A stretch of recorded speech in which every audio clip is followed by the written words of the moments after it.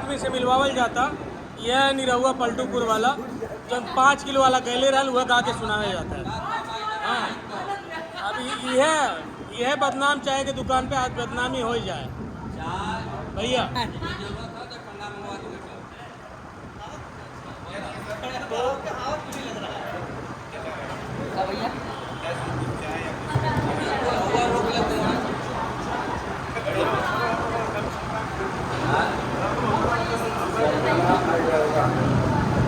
तो भैया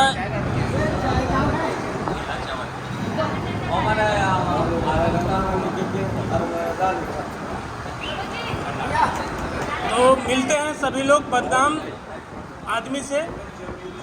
बदनाम आदमी जरा शुरू करिए।